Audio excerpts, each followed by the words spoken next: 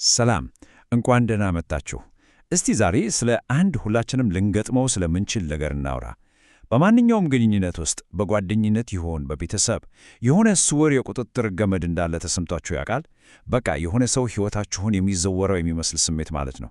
ዛሬ እንግዲህ በዶክተር ሃሪየት ቢ ብሬከር መጽሐፍ ላይ ተመርኩዘን እነዚህን ገመዶች እንዴት መለየት እንደምንችል ከዛም አልፈን እንዴት መበጠስ እንደምንችል አብረን እንመለከታለን። እውነት ለመናገር በግንኙነት ውስጥ ከመጠን ያለፈ ቁጥጥር ወይም ደግሞ ግራ መጋባት ሲሰማን ብቻችንን አይደለንም። ይሄ በጣም የተለመደ ስሜት ነው። ግን ጥያቄው ይሄ ስሜት ከየት ነው የሚመጣው? ከየት ነው የሚመነጨው? ከሁሉም በላይ ደግሞ እንዴት ነው ልንቋቋመው የምንችለው? እስቲ ዛሬ አብረን እንመርምረው።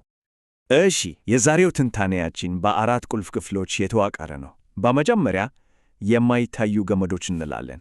ማኒፑሌሽን ምንድነው የሚለውን እንረዳለን። ከዛ ተቆጣጣሪዎች እንዴት ይሰራሉ የሚለውን እናያለን። ቀጥሎ ደግሞ ወደ ራሳችን ተመልሰን የኛ ስሱ ነጥቦች ምንድናቸው እንላለን። በመጨረሻ እና ከሁሉም በላይ ደግሞ ገመዶቹን እንዴት እንቆርጥ በሚለው መፍትሄውን እንፈልጋለን። እንግዲያው በቀጥታ ወደ መጀመሪያው ክፍል እንግባ። ማይታዩት ገመዶች። ማኒፑሌሽን ስንል በትክክል ምንድን ነው? ከጤናማ ተጽዕኖስ በምን ይለያያል? እስቲ ይህንን ጥያቄ በመመለስ እንጀምር። ያው በጤናማ ተጽዕኖና በማኒፑሌሽን መካከል ያለው ትልቁ ልዩነት ግልጽነት ይመስለኛል። ለምሳሌ አንድ ጓደኛ ጤናማ የአመጋገብ ስርዓት እንዲጀምር በግልጽ ቢያበረታታ ጤናማ ተጽዕኖ ነው አይደል? ግን በሌላ በኩል የጥፋተኝነት ስሜት እንዲሰማን በማድረግ ወይም ደግሞ በማስፈራራት ተመሳሳይ ነገር እንድናደርግ ቢያስገድደን በቃ ያኔ ነገሩ ወደ ማኒፑሌሽን ተቀይሯል ማለት ነው። ቁልፉ ያለው ዓላማውና አደራረጉ ላይ ነው። ዶክተር ብሬከር በጣም ወሳኝ ነጥብ ነው የሚያነሱት። ማኒፑሌሽን ጥገኝነትን፣ አቅመቢስነትን እና የተጎጂነት ስሜትን ያጠናክራል ይላሉ። ይህ ጥቅስ በራሱ ጉዳዩ ምን ያህል ቀላል እንዳልሆነና ምን ያህል ጥልቅ ስሜታዊ ጉዳት እንደሚያስከትል በደንብ ያስገነዝበናል። እሺ፣ ማኒፑሌሽን ምን እንደሆነ አሁን የተወሰነ ሐሳብ ይዘናል። አሁን ደግሞ ወደ ሁለተኛው ክፍል እንለፍ። ከተቆጣጣሪዎች እንዴት ነው የሚሰሩት? ከሁሉም በላይ ለምንድን ነው ይህን የሚያደርጉት? ከጀርባ ያለው ስነ-ልቦና ምንድን ነው? የሚጠቀሙባቸው ስልቶች፣ ታክቲኮች ምንድን ናቸው? በጥቅሉ የተቆጣጣሪዎችን ባህሪ የሚገፉ ሦስት ዋና ዋና ምክንያቶች አሉ። የመጀመሪያው የራሳቸውን ፍላጎት ብቻ ማስቀደም ነው፣ በሌሎች ኪሳራ ቢሆን እንኳን የራሳቸውን ጥቅም ማስጠበቅ። ሁለተኛው በሌሎች ላይ ስልጣንና ቁጥጥር የማግኘት ጥልቅ ፍላጎት ነው። ይህ ደግሞ ብዙ ጊዜ ከውስጣቸው ካለ የበታችነት ስሜት ነው የሚመነጨው። ሦስተኛው እና በጣም የሚገርመው ግንኙነትን እንደ ፉክክር መመልከታቸው ነው። ለነሱ ግንኙነት ማለት አሸናፊና ተሸናፊ ያለበት ጨዋታ ነው። አንድ ሰው ሲያሸንፍ ሌላው መሸነፍ አለበት ብለው ነው የሚያምኑት። እና እነዚህን ዓላማዎቻቸውን ለማሳካት ተቆጣጣሪዎች በጣም የተለያዩ ስልቶችን ይጠቀማሉ። አንዳንዴ ለምሳሌ በማሞገስ ሲጀምሩና የሚፈለጉትን ነገር እንድናደርግ ያሳምኑናል። ያ ካልሰራላቸው ደግሞ ዝምታን እንደ መሳሪያ ይጠቀማሉ። በቃ ምንም ሳይናገሩ በመቆየት የጥፋተኝነት ስሜት እንዲሰማን ያደርጋሉ። ከዛም አልፎ ደግሞ ወደ ግልጽ ማስፈራራት ወይም ማስገረድ ሊሸጋገሩ ይችላሉ። ስልቶቹ ቢለያዩም ግባቸው ግን ሁሌም አንድ ነው፣ መቆጣጠር። ይህንን የተቆጣጣሪዎችን አስተሳሰብ በደንብ ለመረዳት የእስረኛው አጣብቂኝ የሚባል አንድ በጣም የታወቀ ጽንሰ ሐሳብ አለ። ነገሩ እንዲህ ነው። ሁለት ሰዎች ቢተባበሩ ለሁለቱም የተሻለ ውጤት ማግኘት ይችላሉ። ግን አንዱ ሌላውን ካላመነና ለመፎካከር ከመረጠ መጨረሻ ላይ ሁለቱም ሊከስሩ ይችላሉ። አሁን ተቆጣጣሪዎች ሁሌም ያንን ሁለተኛውን መንገድ ነው የሚመርጡት። መተባበርን እንደ ድክመት ስለሚቆጥሩት ለማሸነፍ ሲሉ ብቻ ግንኙነቱን በሙሉ አደጋ ላይ ይጥሉታል። እሺ፣ እስካሁን ስለ ተቆጣጣሪዎች ስናወራ ነበር። አሁን ግን እስቲ መስተዋቱን ወደ ራሳችን እናዙረው። እኛን ለማኒፑሌሽን በቀላሉ ተጋላጭ የሚያደርገን ነገር ምንድን ነው? ለምንስ ነው በእነሱ ወጥመድ ውስጥ የምንገባው? ዶክተር ብሬከር እነዚህን የግል ተጋላጭነቶችን በጣም በሚገልጽ ቃል ነው የሚጠሯቸው። ስስ ቁልፎች ይሏቸዋል።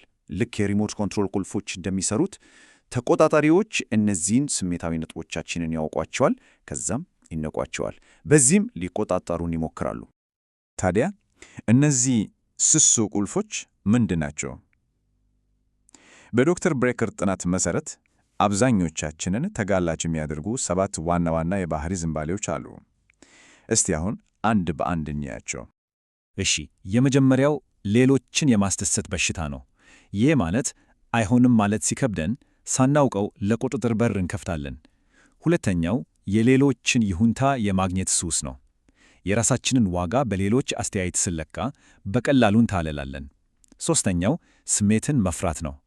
በተለይ እንደ ንዴት ያሉ አሉታዊ ስሜቶችን ለማስወገድ ስንል ብቻ ማንኛውንም ነገር ለማድረግ እንስማማለን።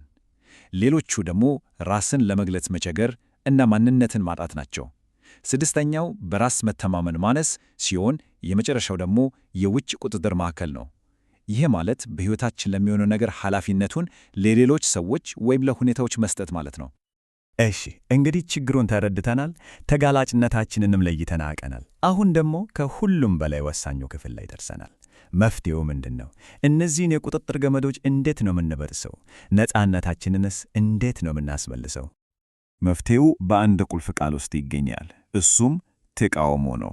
ዝም ከማለትና ከመዮመን ይልቅ በንቃት መቃወም ስንጀምር ነው የተቆጣጣሪዎችን ኃይል የምናከሽፈው፣ ሚዛኑን የምናስተካክለው ያኔ ነው።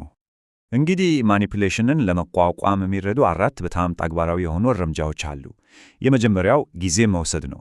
አንድ ሰው ግፊት ሲያደርግብን በቅጽበት መልስ ከመስጠት ይልቅ እሺ ላስብበት ማለት ብቻውን ኃይላቸውን ይቀምሳል። ሁለተኛው ደግሞ የተሰበረው ሪከርድ ይሉታል። ያው አንድ ነገር ደጋግሞ መናገር ማለት ነው። አይ አሁንም ጊዜ ያስፈልገኛል በማለት ወደ አላስፈላጊ ክርክር እንዳንገባ ያደርገናል።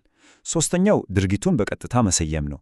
ይሄ የምታደርገው ነገር ግፊት የፈጠረብኝ ነው ብሎ በግልጽ መናገር እና በመጨረሻም የራስን ድንበር በግልጽ ማስቀመጥ፣ መስመር ማበጀት ነው። እነዚህን ስልቶች መጠቀም ግን ጊዜያዊ እፎይታ ብቻ አይደለም የሚሰጠን። ከዚህም በላይ ሄዶ ራሳችንን ከምናሸንፍበት አስተሳሰብ አውጥተን በራስ መተማመንን እንድንገነባ የሚያደርግ የረጅም ጊዜ የሥነ ልቦና ለውጥ መጀመሪያ ነው። ግቡ ለመግፋት የሚያስቸግር ኢላማ መሆን ነው። በቀላሉ የማይበገሩ መሆን ማለት ነው። ይህንን ትንታኔያችንን እንግዲህ በአንድ በጣም ኃይለኛና አነቃቂ ጥቅስ እንቋጨው። እኔ ለራሴ ካልሆንኩ ማን ይሆነኛል? አሁን ካልሆነስ መቼ? ይላል። ስለ ራስ መብት መከራከር እና ለራሳችን መቆም ጊዜው አሁን መሆኑን የሚያስታውስ በጣም ትልቅ መልእክት ነው።